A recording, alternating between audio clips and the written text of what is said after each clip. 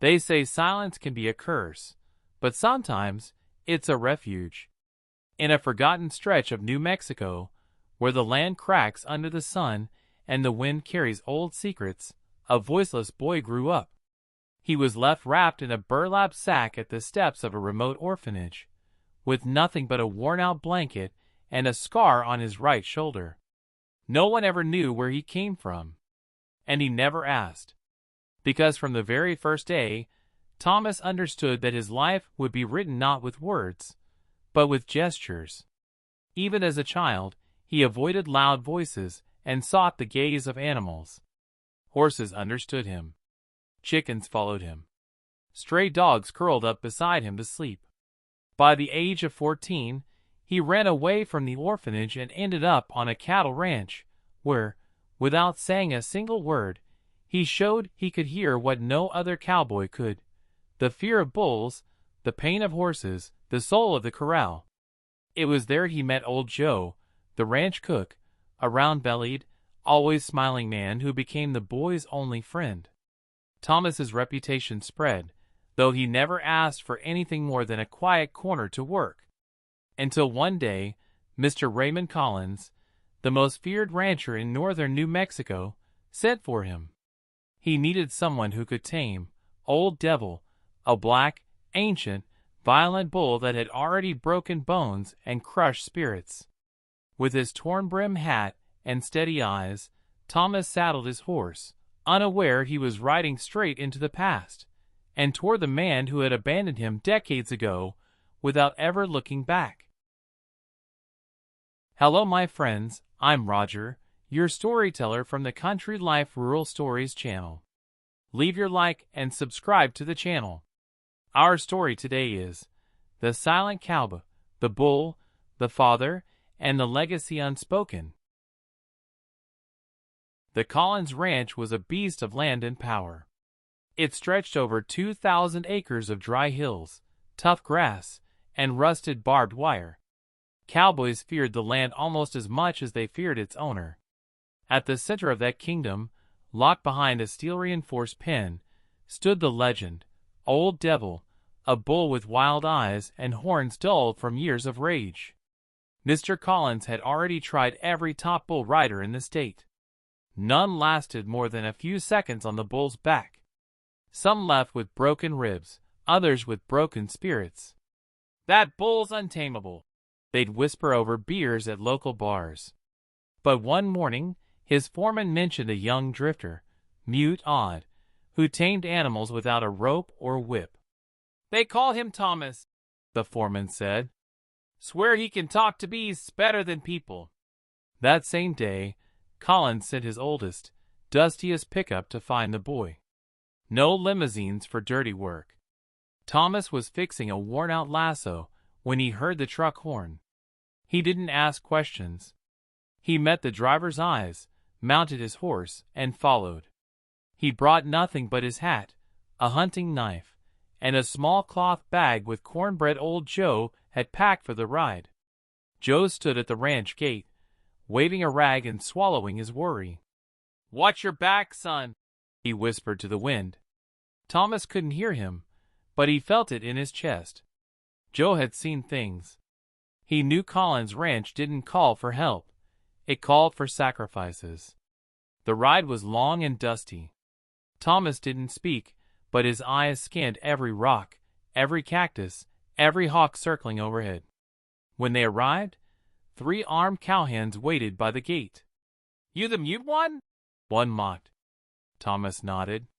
He didn't flinch, even when the foreman spat near his boots. His silence was heavier than any shout. Collins received him beneath an old mesquite tree, cigar between his teeth, arrogance in every bone. He studied Thomas from boots to brow, hunting for weakness. He found none. "They say you can tame the devil. Let's find out," he said, nodding toward the bullpen. Thomas didn't answer. He walked straight toward it, as if something deeper than a bull was waiting inside. Inside the pen, Old Devil slammed against the steel rails, snorting like a bottled storm. Thomas stood still at the fence, resting his hands on the wood. He didn't blink. There was no fear in his gaze, only an ancient calm, like a soul that had lived far longer than its years. The bull paused, sniffed the air, and didn't charge. From the big house, Mr. Collins squinted, chewing his cigar tighter. There was something in that boy's posture, in the way he held the lasso without urgency, and that scar on his right shoulder, too familiar to ignore. "No, it can't be," he muttered, as Old Ghost stirred deep inside, scratching at a door he'd sealed shut 20 years ago. At sunrise, Thomas returned to the pen with a bucket of water and a handful of dry oats. He wasn't there to dominate. He was there to understand. He sat down a good distance from the bull, outside the fence, without making a sound. Old Devil huffed, suspicious but curious, watching the boy with heavy breath and narrowed eyes. The ranch hands watched from afar, chuckling low. "Bet he don't last a day," one snorted. "That mute's gonna get stomped." But Thomas didn't flinch. Hours passed, and he stayed still, like a stone rooted in the dust. On the third day, the bull stepped closer, drank from the bucket, and snorted, not in rage, but in recognition. No ropes. No yells. Just quiet and respect. From the porch of the big house, Collins watched with a frown deeper than the canyon ridge. Every time Thomas took off his shirt under the sun, that old scar on his shoulder twisted something in Collins's gut. 20 years ago, he'd left a woman behind. Left her pregnant. And never looked back. That night, haunted by something he couldn't name, Collins crept into his cellar. He opened a dust-covered trunk and found an old stitched blanket marked "TM" and a letter he'd never dared read. His hands trembled as he opened it. Her words spilled pain, regret, and a truth he had buried. She had named the boy Thomas, his son. Next morning, Collins carried 2 mugs of coffee down to the pen. He approached like stepping on sacred ground. Thomas looked up, didn't take the mug, just dipped his head slightly before turning back to the bull. Old Devil stood still, watching too. 3 souls, wounded, waiting, sharing a truth that needed no voice. Later that evening, Old Joe arrived with a sack of bread and an excuse to check in. He'd felt something was wrong since Thomas left. "How's it going, son?"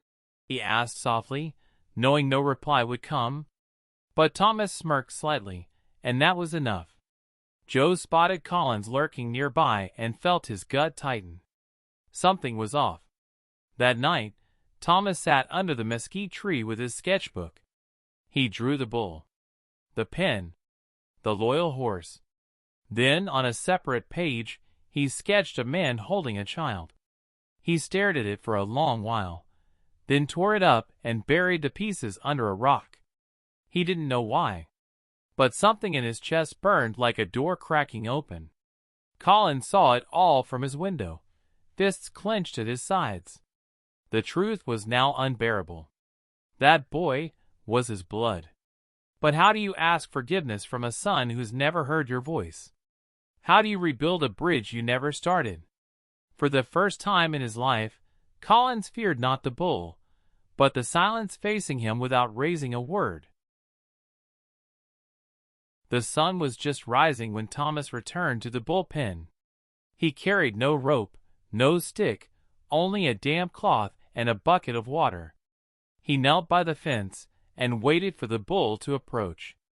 When it did, snorting softly, Thomas reached out and gently wiped the dust from its thick black hide. For a moment, the old bull closed its eyes. The cowhens stopped laughing. One by one, they leaned against the rails in silence, watching. "Ain't natural," someone whispered. "That bull, he trusts him." Old Joe watched from the kitchen window, whispering, "It's not unnatural. They just understand each other." And with that, he kneaded the dough a little slower, heart pounding harder. Up on the terrace, Collins couldn't stop watching the boy. Every calm step, every firm hand, every glance toward the horizon, it struck him like a memory he'd buried. In Thomas, He saw the son he might have raised, the kind of man he never became. But instead of speaking, he lit another cigarette and hid the tremble in his fingers. That afternoon, Thomas stepped into the pen. No announcement, no warning. He walked slowly toward the bull, steady and open. Old Devil watched him, huffed, but didn't move. Thomas raised his hand, pressed it gently against the bull's forehead, and just stood there. No ropes. No struggle. Just connection. Collins came running down the hill, panic in his voice. "He's lost it! That bull kill him!" But the ranch hands stopped him. "They're talking, boss," one said quietly. "Let him be." Collins froze, heart thudding. What he saw wasn't domination. It was something sacred, redemption in the dust, written without words. That night, Thomas sat at the kitchen table with old Joe. They broke bread, shared beans, and spoke only with nods and glances. Joe leaned close, voice low. "Son, I don't know what's going on, but that old man don't look at you like he looks at the rest." Thomas didn't argue. His eyes were wet. He just lowered his head and kept eating. Up in the big house, Collins couldn't sleep. He paced the floor with the old blanket in hand. "How do you say sorry to someone who never asked for anything?" he muttered. Outside, the wind howled like ghosts. For the first time in years, the proud man wept, not from weakness, but from shame, for all he'd lost by walking away. In the stable, Old Devil slept peacefully. And beside him, on a bed of hay, Thomas sketched in his notebook. He drew the bull, himself beside it, and a man watching from afar, hat in hand. Beneath the drawing, he wrote a single word, shaky but clear. "Father!" Then he closed the book and held it to his chest, like a prayer finally spoken. At dawn, Mr. Collins pulled on an old denim jacket, the same one he wore when he was young, wild, and cruel. With a thermos of black coffee and a biscuit wrapped in cloth, he walked to the stable. There, under the fading stars, he found Thomas sketching beside the bull, every pencil stroke careful like tending a wound. "Brought some coffee," Collins muttered, his voice shaky. Thomas didn't look up. He just closed his sketchbook and ran his fingers over the bull's thick neck. Collins stood awkwardly, like an outsider in Holy Land. "You don't talk," he added. "But maybe you'll listen." His voice cracked under the weight of guilt. "Years ago, I made a choice. A bad one. I turned my back on someone who needed me. Since then, sleep ain't been the same." His words tripped over each other, rusty and raw. Thomas said nothing, but pulled a folded paper from his vest and let it fall at Collins's feet. It was a drawing, a man holding a boy in his arms. Collins bent slowly, picked it up with trembling hands. His throat burned. There was no accusation in the lines. No anger. Just truth. That day, Thomas didn't work the ranch. He stayed beside Old Devil, brushing him, tending his hooves, staring off into the distance. Old Joe watched from the porch, a lump in his chest. "Does he know?" Joe asked Collins later, handing him coffee in the kitchen. The old rancher nodded, eyes hollow. "And I don't know how to live with it." That night, Collins returned to the barn without coffee, without pride. He sat in the dirt by the fence, alone. Thomas stepped out, saw him there, and for the first time, felt something soften inside. It wasn't forgiveness. Not yet. But it wasn't rejection either. Thomas sat a few feet away. They said nothing. But something mended in that stillness. A shared wound now exposed to the wind. The ranch hands noticed the shift. The boss no longer barked orders. He moved slower, like a man trying to listen for the first time in his life. And Thomas no longer avoided his gaze. He didn't welcome it, but he didn't turn away either. It was a start, a fragile thread stretched across 20 years of silence. Old Devil grazed peacefully in his pen, like even the spirit of the ranch had taken a deep breath and laid its burdens down. That evening, Old Joe cooked something special: fresh tortillas, grilled beef, and buttered corn. He called Thomas in to eat, and then called Collins too. "Sit. Eat. Don't talk if you don't want to. Just eat like family." Both men sat. They didn't exchange words, but they broke bread at the same table. And in that house of dust and history, that was a miracle. Word spread across the ranch like wildfire. Thomas was going to ride Old Devil. It wasn't a show. It wasn't a stunt. It was something quieter, something deeper, a silent pact between two souls scarred by time. The ranch hands gathered slowly, forming a loose circle around the pen. No one cheered. No one bet money. They knew they were about to witness something sacred. Mr. Collins stood in the back, eyes puffy from another sleepless night. Hat in hand, heart in throat. Old Joe pulled up a creaky chair near the gate and sat with both hands resting on his belly. "Go on, son," he whispered. "Do what you do best." Then Thomas appeared, boots dusty, shirt tucked in, eyes as calm as the sky before a storm. He stepped into the pen with no rope, no whip, no spurs. Old Devil stood in the center, pawing the ground, steam rising from his nostrils. Thomas stopped a few steps away, closed his eyes, and took a deep breath. Then he moved forward, one quiet step at a time. He laid his hand on the bull's back, stroked his neck, and climbed up gently, like settling into an old chair. The crowd held its breath. The bull didn't buck, didn't twist, just turned his head, as if acknowledging the weight upon him. Then, slowly, he began to walk in circles. No noise, no violence, just a slow, powerful rhythm. The cowboys stared in disbelief. Mr. Collins covered his face. Old Joe wiped away a tear. And Thomas sat still, eyes closed, breathing peace. After 5 long minutes, the bull stopped, lowered his head. Thomas slid down, patted the beast's side, and knelt in the dirt. Not from exhaustion, but from gratitude. He hadn't broken the bull. He'd understood him. And the bull, in return, had offered trust. Old Devil laid down beside him, like a dog resting after years of battle. The cowhands removed their hats, one by one. No claps, no shouts, just quiet awe. They hadn't watched a cowboy conquer a bull. They had watched two spirits find one another. Mr. Collins dropped to his knees, the weight of decades crashing down. He sobbed, not out of weakness, but out of all the years he had thrown away. Thomas stood, walked toward him. Their eyes met. And for the first time, Thomas extended his hand. Collins took it with both of his, shaking. They didn't speak.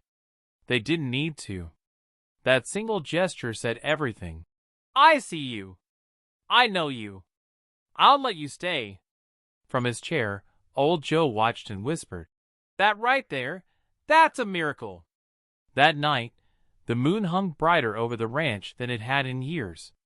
Thomas sat beside the pen, sketchbook open. He drew the bull, himself riding gently, and a man kneeling in tears. Beneath it, he wrote one word: healed. Then he closed the book, held it to his chest, and smiled. A smile the wind had waited years to carry. The days after the ride felt different. The air on the ranch was lighter. Even the wind seemed to hum softer. Old Devil grazed calmly near the lower pastures, no longer the monster in the pen, now more like a guardian. And Thomas walked with something new in his eyes. Not pride, not relief, peace. The cowboys greeted him with quiet nods. No more jokes about the mute. No more bets. Now they called him something else. The cowboy who tamed without words. Old Joe kept the kitchen warm and full. "The Silent still eats," he'd say, piling more food on Thomas's plate than he could finish. There was joy in that kitchen again. Mr. Collins kept close, but not too close. Every morning, he brought coffee or a biscuit. Sometimes he only brought his presents. Thomas never said anything in return, just accepted it.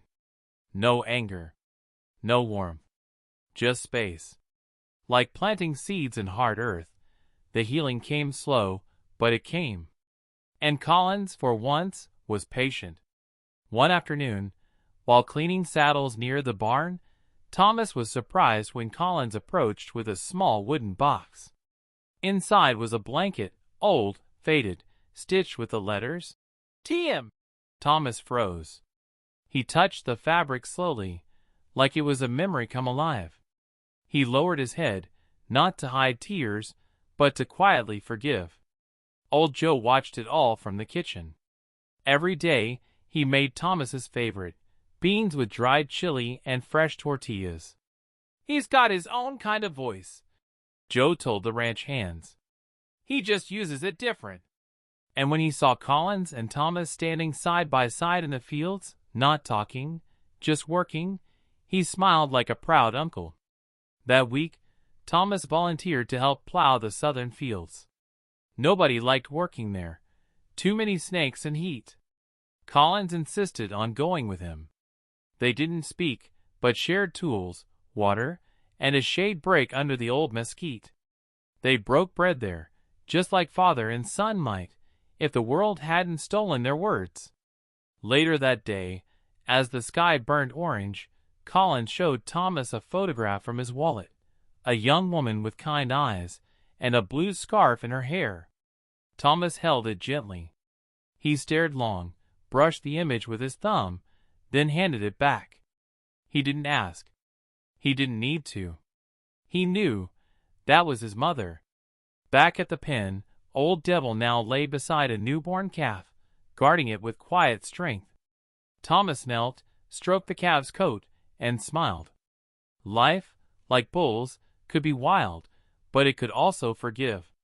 That night, Collins left a handwritten note outside Thomas's room. It read, "Thank you for not hating me." By morning, someone had sketched two figures under a tree, arms wrapped around each other. A black pickup stirred up dust on the ranch road. Not a neighbor, not a supplier. It was Silas Vance, a ruthless cattleman from the north, known for buying land with empty promises and tearing up old loyalties. He stepped out with polished boots, a silver hat, and a grin that smelled like trouble.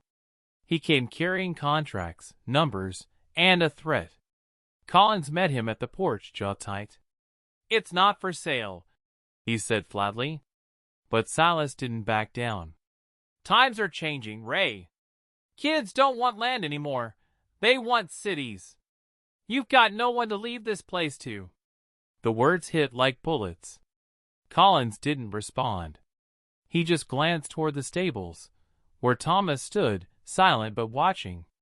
That night, at the kitchen table, Old Joe broke the quiet. "You thinking of selling?" Collins shook his head, but doubt danced in his eyes. "Maybe Thomas will leave someday. I can't force him to stay." Thomas looked up, swallowed hard, then scribbled something in his notebook.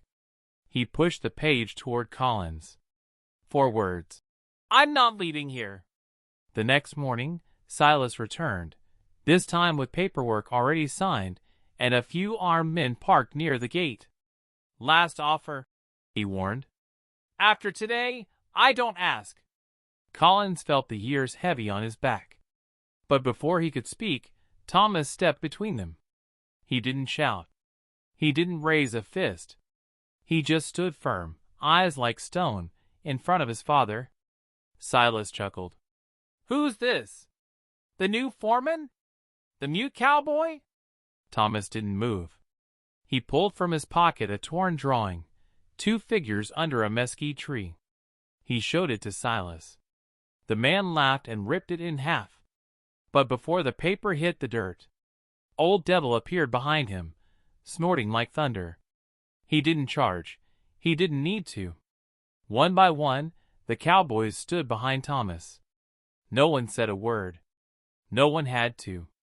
They refused to work for a man who valued money over roots. Old Joe leaned in the doorway, arms crossed. "This land ain't for sale. It's for honoring." Silas, realizing he had no allies, stormed off, swallowed by the dust he came in on. When the air cleared, Collins stepped toward Thomas, hands shaking. He looked his son in the eyes and whispered, "Thank you, son." Thomas stepped forward and hugged him. Not long, not hard, just enough. Old Devil circled them once, as if sealing a promise. The ranch would not change hands. Not while breath still filled their lungs. That night, Thomas sat on the front porch under the stars. He opened his sketchbook one more time. This time, he drew the whole ranch. The barn, the pen, the cowboys, the bull, the mesquite. In the middle, 2 men stood side by side under the same shadow. Beneath it, Thomas wrote just 4 words. "My home. My voice." The following days were filled with work, mending fences, herding cattle, checking water lines. But something had changed. Now, Thomas and Collins rode side by side. They didn't speak, but they didn't have to. A nod here, a shared glance there, it was enough. The land pulsed with life again, like it had been waiting on forgiveness. Old Devil grazed near the south pasture, no longer feared, but revered. A symbol of patience, of strength, of redemption. Near him, calves ran clumsily in the tall grass. Thomas paid special attention to a white one with a black patch on its chest. He called him Hope. Nobody asked why. Nobody needed to. They understood. Old Joe, meanwhile, began writing things down in an old spiral notebook. Stories of the ranch. Of the mute boy who tamed a demon. Of coffee shared in silence and drawings that said more than sermons. When Thomas caught him scribbling, he raised an eyebrow. Joe just smiled. "I'm writing your voice, son. The one the world needs to hear." One afternoon, a letter came from the town council. They wanted to honor Thomas, for his courage, for his bond with the bull, for what he stood for. Collins read it aloud in the kitchen, while Joe stirred beans on the stove. Thomas lowered his eyes, unsure. But the next day, he wore his cleanest shirt, tucked in, notebook in his pocket. He wouldn't speak, but he'd show up. At the ceremony, the whole town stood. The mayor spoke of land, legacy, and quiet strength. Thomas stepped up to the podium. He didn't say a word. He pulled out his sketchbook, flipped to a page, and held it high, a drawing of a hand reaching toward a bull, and another hand receiving a flower. The crowd stood and clapped. Some cried. Even Collins wiped his eyes. Back at the ranch, Thomas found something new. A young tree had been planted near the bullpen. At its base, a small iron plaque read, "This is where it began." Thomas placed his palm on the bark and then turned to his father. They didn't embrace. They didn't speak.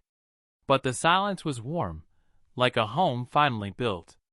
That night, thunder rolled across the land. Rain fell heavy for the first time in months. The dry ground opened wide, drinking in the blessing. Thomas stepped into the storm, face turned upward, letting the water wash over him. Beside him, Old Devil emerged from the barn and lay at his feet, like a chapter closing in peace. Collins watched from the window.